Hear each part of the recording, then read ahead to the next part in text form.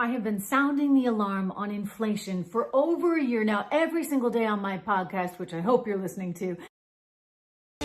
Good evening and welcome to Tucker Carlson Tonight. Happy Friday. Last month, for those of you keeping track, the Biden administration announced a plan to give additional shots of COVID vaccines, so-called boosters, to millions of Americans. Didn't see that coming, but the administration never explained why it was necessary or scientifically justifiable. They never bothered. Instead, with characteristic aggression, they simply decreed it was going to happen. The new shots would go out, they informed us, no later than this week, the end of the week of September 20th, which is right now. That was the deadline. The weird thing is, it turns out that no one had bothered to tell the scientists about this. So two leading vaccine experts at the FDA promptly resigned. Several more announced they were thinking of quitting. Then Biden's COVID czar, a former Facebook board member with no medical background called Jeff Zients, assured the country, no problem. None of this is a cause for alarm. People resigning in protest, no big deal. The decision to give extra COVID shots, Zients said, was, quote, made by and announced by the nation's leading public health officials. Really? Which leading public health officials exactly? Well, Jeff Zients didn't tell us. Clear something was going on here. And then last week, the entire lie unraveled completely. A panel of the FDA's vaccine experts, in other words, actual leading public health officials, blew up the whole idea in a single afternoon. By a vote of 16-2, not close at all, they emphatically rejected Joe Biden's plan for more shots. And for a moment, that seemed like a rare win for science and for public safety. That decision, said a former FDA official, quote, put the FDA back in the driver's seat and, quote, maintained the FDA's scientific independence from politicians.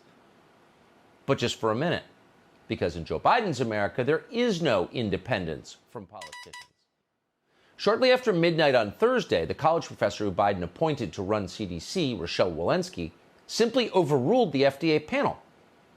She didn't cite any scientific basis for overruling actual scientists. She just did it, and she did it because she can do it, because she's in power and you're not. You wouldn't call that, however you might describe it, following the science. You might instead call it total corruption of public health by a political party. That's what it is. And if you doubt it, take a look at Joe Biden's press conference from today, in which he blamed the entire COVID pandemic on people who didn't vote for him. The unvaccinated also put our economy at risk, recovery at risk, causing unease in the economy causing unease around the kitchen table. I can imagine what's going on in the conversations this morning, and a lot of parents wondering what's going to happen. What's going to happen? Those who have been vaccinated, what's going to happen?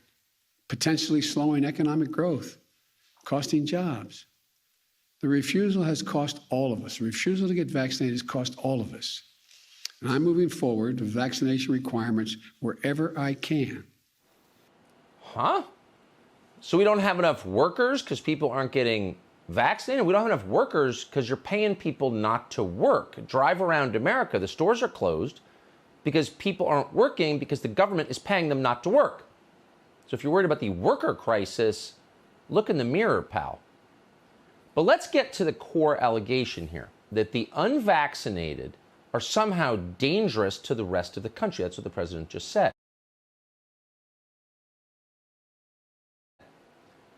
Before we assess all of Biden's claims, let's take a quick trip back to reality. So unvaccinated people may theoretically be in danger of getting sick from COVID. Everybody's got to make that determination personally based on your age and your health. But the unvaccinated pose precisely zero danger to anyone who has been vaccinated. None. Let's repeat that because it's the central point here and it's almost never made. If you are vaccinated against COVID-19, you face no conceivable danger whatsoever from people who have not been vaccinated. Unvaccinated people cannot hurt you, so calm down. That's the science. And if you don't believe the science, then you have instead embraced witchcraft and superstition. Please get a grip and excuse yourself from any conversation about public policy because you are too irrational to contribute to it. Again, the vaccinated face no health threat from the unvaccinated. And the fact the president is claiming otherwise is shocking and wrong. Now to Biden's claim that the unvaccinated are somehow destroying our hospital system. Ooh, the irony, one of many. This is the same president who is allowing hundreds of thousands of illegal aliens to enter our country every single month and promising them all free health care. So the next time you show up at the emergency room and can't get in, the next time your injury or illness is ignored because there aren't enough people to serve you in the hospital, you can rest assured it's not unvaccinated Americans who are clogging the system.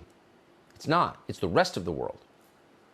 In just 8 months, Joe Biden has done more than any president in our history to wreck the American healthcare system. And yet he is blaming it in one of the great acts of political diversion ever on people who won't take the shot. But this is a pandemic of the unvaccinated. The unvaccinated overcrowd our hospitals, overrunning emergency rooms and intensive care units, leaving no room for someone with a heart attack or a cancer operation needed to get the life-saving care because the places where they would get that care are crowded. They are not available. It's such an outrageous lie. It's unbelievable. More than 1 million people coming in this year who he promised free health care. And he's blaming it on people who didn't get the shot, many of whom have natural immunity and are less likely to get sick than a vaccinated person from COVID. What a lie. But let's assume it's true. Let's assume emergency rooms and ICUs are overrun with the unvaccinated. Then why is the Biden administration forcing healthcare workers to quit with vaccine mandates? That's happened across the country. Whole wards and hospitals have been shut down because of Joe Biden's mandates. It might be nice to have more doctors and nurses around in an emergency.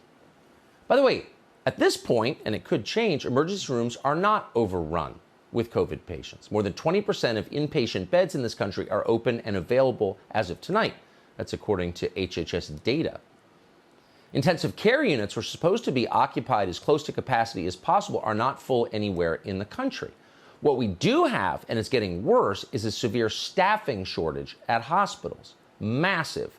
And the mandates are making it much, much worse.